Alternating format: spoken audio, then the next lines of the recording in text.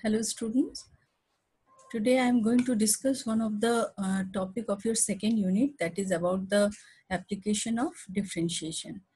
In the last video I have already discussed about the geometrical interpretation of by dx. That means what is the geometric meaning of dy by dx, and in that video we have shown that dy by dx is actually the slope of the tangent drawn at a given point P. Okay. Now today we are going to discuss about the one of the very important application of differentiation.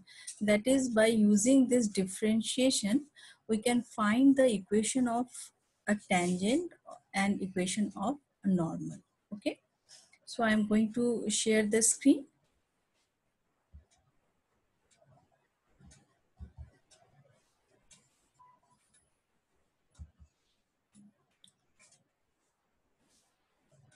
Okay. Is it visible? Okay.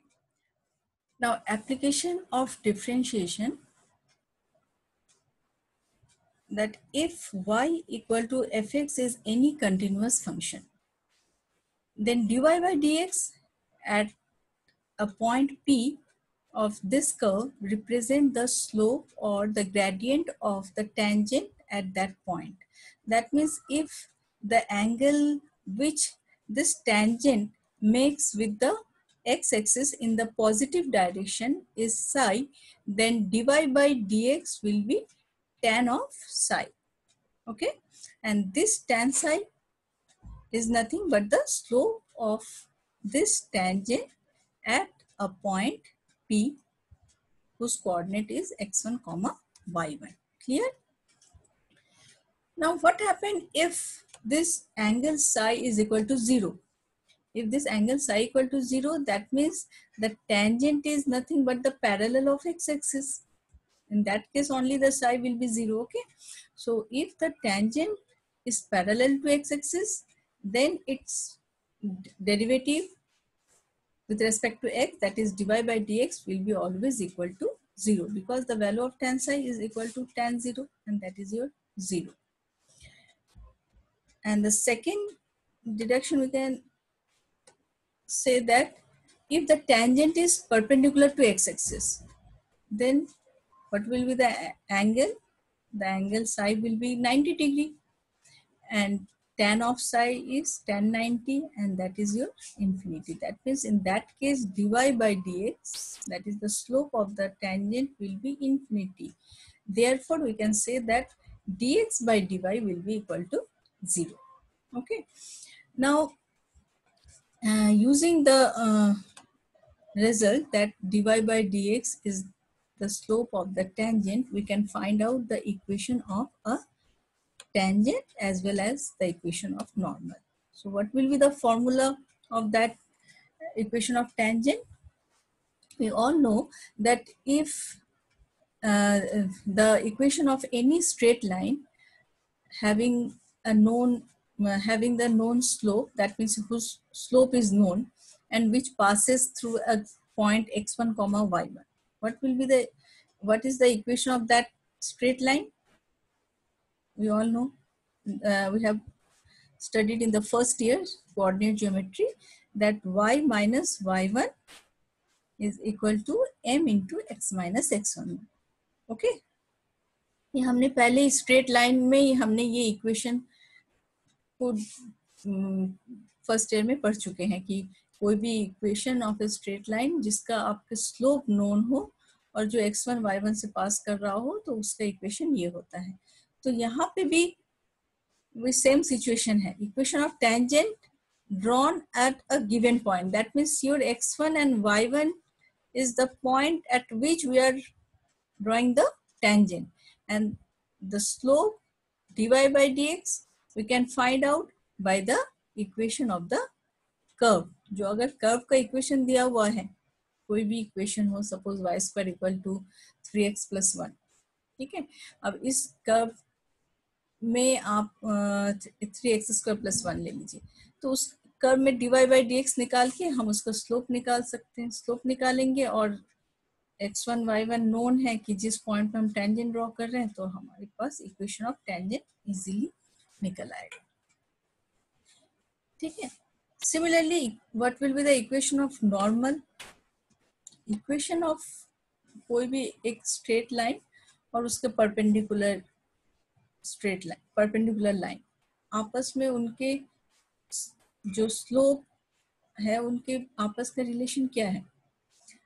कोई एक straight line का slope अगर m1 है और दूसरे उसके perpendicular equation का slope m2 है, तो m1 into m2 is always equal to -1। तो अब हम अगर m1 मान लें कि वो इक्वेशन ऑफ टेंजेंट का स्लोप है, तो उसके नॉर्मल का स्लोप कितना होगा? m2, and m2 will be nothing but -1/m1। Clear? तो यहाँ पे जब हम इक्वेशन ऑफ टेंजेंट का स्लोप निकाल लेंगे तो इजीली हम उसी से नॉर्मल का भी स्लोप निकाल सकते हैं। ठीक है, उसको इन्वर्स करके नेगेटिव साइन ले लेंगे, तो उससे हमारा इक्वेशन ऑफ नॉर्मल भी आ जाएगा। तो हमारे इसका वर्किंग रूल अगर हम शॉर्ट बता दें, तो इसमें 3 स्टेप में ये इक्वेशन ऑफ टेंजेंट निकल आता है। First step, the first step what you have to do, जो भी आपके गिवन इक्वेशन है उसको आप डिफरेंशिएट कीजिए with respect to x। Okay. In the second step, जिस पॉइंट पे दिया है, गिवन है कि जिस पॉइंट पे हम टेंजेंट ड्रॉ कर रहे हैं, उस पॉइंट पे उस लाइन का स्लोप हम निकालेंगे। That means dy by dx at that point, जो पॉइंट पे हम टेंजेंट ड्रॉ कर रहे हैं उस पॉइंट पे स्लोप कितना है उसको निकालेंगे। ठीक। थर्ड स्टेप में हमारे पास इक्वेशन ऑफ टेंजेंट आ जाएगा। Okay, by this formula.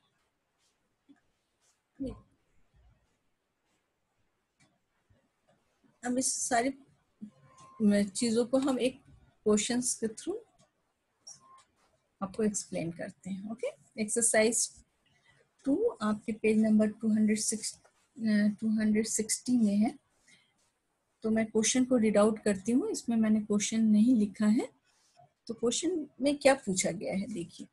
Find the equation of the tangent and normal to the curve y² equal to 3x² plus 1 at the point 1, 2।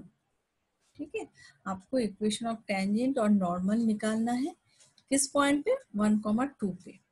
Okay, तो पहले हमने क्या कहा था कि इसको हम डिफरेंशिएट करेंगे इक्वेशन ऑफ कर्व को विथ रिस्पेक्ट टू x। तो dy by dx निकाला, क्या आया? 3x/y। सेकेंड स्टेप क्या कहा था कि किस पॉइंट पे आप टेंजेंट ड्रॉ कर रहे हैं? 1, 2 पे, तो हमें स्लोप निकालना है उस पॉइंट पे। That means dy by dx eight the point 1, 2। तो इसमें वैल्यू कितना आया था? 3x/y आया था। तो 3 इंटू एक्स, एक्स की जगह हमने रखा 1 और y की जगह हमने रखा 2। इसका स्लोप का वैल्यू आया 3/2। क्लियर? तो अब आपके थर्ड स्टेप में इक्वेशन ऑफ टेंजेंट लिख लीजिए। y minus y1 is equal to the value of the slope is 3/2 x minus x1। तो x1 और y1 क्या है यहाँ पे? 1, 2 है, तो 1 और 2 पे आपने इक्वेशन ऑफ टेंजेंट निकाला और ये आपका इक्वेशन ऑफ टेंजेंट निकल के आया 3x minus 2y plus 1 equal to 0। ठीक। सेकेंड, आपके इक्वेशन ऑफ नॉर्मल भी पूछा गया है, तो इक्वेशन ऑफ नॉर्मल निकालिएगा। कैसे? जब हमारे पास ऑलरेडी इक्वेशन ऑफ टेंजेंट का स्लोप है 3/2, तो उसके परपेंडिकुलर लाइन का कितना होगा स्लोप? परपेंडिकुलर लाइन मीन्स के नॉर्मल का आपके -1/m, दैट मीन्स -2/3 हो जाएगा उसका स्लोप नॉर्मल का। और वो नॉर्मल भी उसी पॉइंट पे तो नॉर्मल ड्रॉ कर रहे हैं हम 1, 2 पे। तो y minus y1 that is 2 equal to m, that is the slope of the normal is -2/3 into x minus x1। इस तरह से हमारे पास इक्वेशन ऑफ नॉर्मल भी आ गया। Is it clear? चलिए अब इसके नेक्स्ट क्वेश्चन डिस्कस करते हैं। सेकेंड क्वेश्चन उसी एक्सरसाइज में मैं रीड आउट कर रही हूँ क्वेश्चन को। देखिए, find the tangent to the curve y equal to x4 from the point 2,0। ये क्वेश्चन प्रीवियस क्वेश्चन से कैसे डिफरेंट है कि इसमें दिया है कि इक्वेशन ऑफ टेंजेंट हम ड्रॉ कर रहे हैं इस कर्व का, और वो किस पॉइंट से ड्रॉ कर रहे हैं, 2,0 से। ये नहीं कि किस पॉइंट पे ड्रॉ कर रहे हैं, किस पॉइंट से ड्रॉ कर रहे हैं। दैट मीन 2,0 पॉइंट से हमने इस कर्व पे टेंजेंट ड्रॉ किया। दैट मीन्स यहाँ पे P जो है वो गिवन नहीं है। अब हमें इस टेंजेंट जो लाइन है, ये टेंजेंट का इक्वेशन को फाइंड आउट करना है।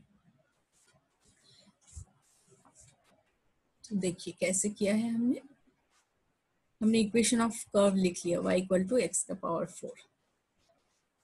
पहले तो आपको dy बाई dx निकालना ही है हर एक क्वेश्चन में। उसी इक्वेशन ऑफ कर्व से आपको dy बाई dx निकालना है। तो dy बाई dx आपका निकल आया 4x³। जब हमारे पास ये गिवन नहीं है कि किस पॉइंट पे हम टेंजेंट ड्रॉ कर रहे हैं, तो हमने उसको सपोज कर लिया कि suppose P is the point whose coordinate is x1, y1 at which we are drawing the tangent। तो हमने P पॉइंट पे टेंजेंट ड्रॉ किया। तो इस पॉइंट पे तो हमें स्लोप निकालना होता है, तो हम P पॉइंट पे स्लोप निकाल लिया dy by dx eight the point x1, y1। तो इसका वैल्यू कितना हो जाएगा, 4x1³ 4x1³ हो गया स्लोप ऑफ द टेंजेंट।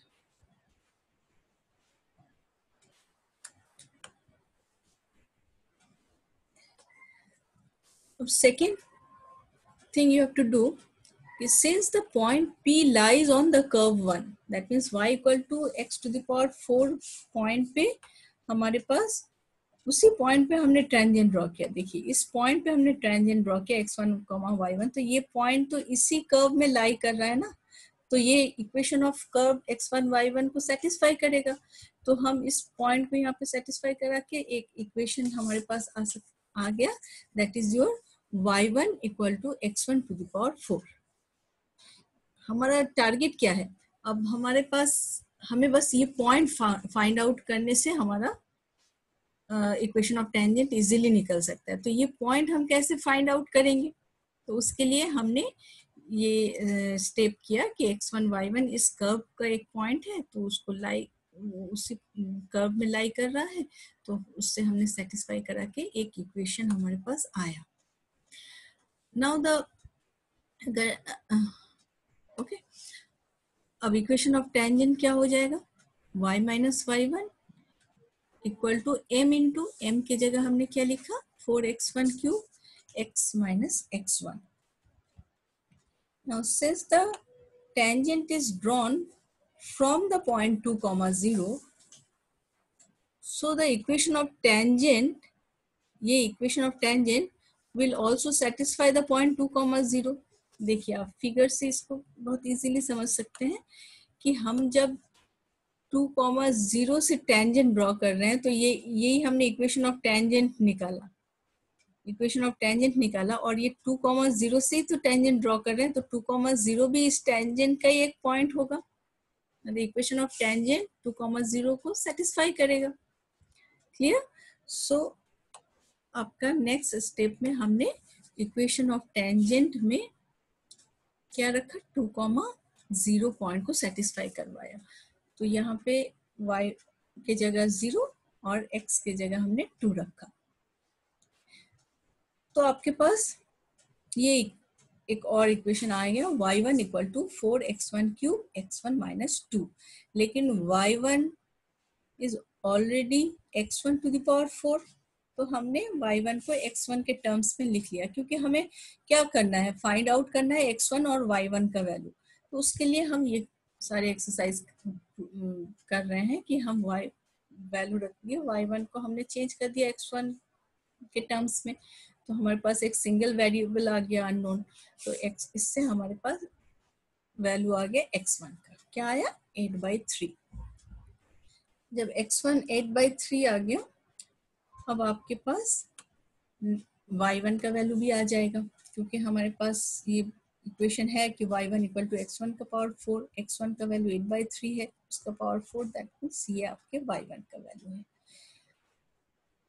अब हम इक्वेशन ऑफ टेंजेंट से, टेंजेंट में y1 और x1 का वैल्यू रख देंगे। क्या था हमारे पास, y माइनस y1 की जगह ये वैल्यू रखा, equal to 4x1 cube, that is 8/3 to the power cube, x minus x1 is 8/3। अब इसको पूरे को आपको सिंप्लीफाई आपने किया, सिंप्लीफाई करने के बाद ये आ गया आपके पास इक्वेशन ऑफ टेंजेंट। ठीक है, तो समझ में आया कैसे हमने किया। जब हमारे पास इक्वेशन ऑफ कर्व नोन है और आपके पास दिया है कि 2,0 से हमने टेंजेंट ड्रॉ किया, अब उस टेंजेंट का इक्वेशन निकालिए। ठीक है, तो हम इस केस में सिर्फ जो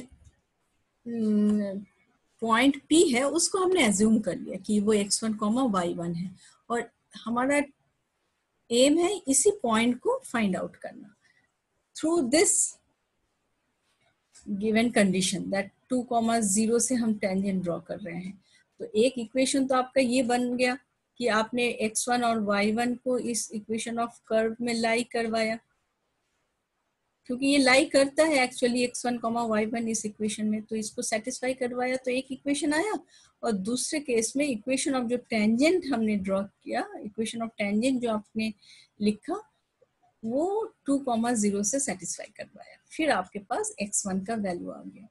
जब x1 आया, y1 आया, तो आपका इक्वेशन ऑफ टेंजेंट भी इजीली निकाल लिया आपने उसी फॉर्मूला से कि y minus y1 is equal to m into x minus x1, and this is your answer. Clear है सबको? ठीक है, आई होप कि आपने ये 2 क्वेश्चन से काफी आपको आसानी होगी आगे के क्वेश्चंस करने में, लेकिन फिर भी मैं आगे और भी क्वेश्चंस को डिस्कस करूंगी। आज ये वीडियो मैं यहीं पे क्लोज करती हूँ, फिर नेक्स्ट वीडियो पे मैं रिमेनिंग क्वेश्चंस को डिस्कस करूंगी। ओके।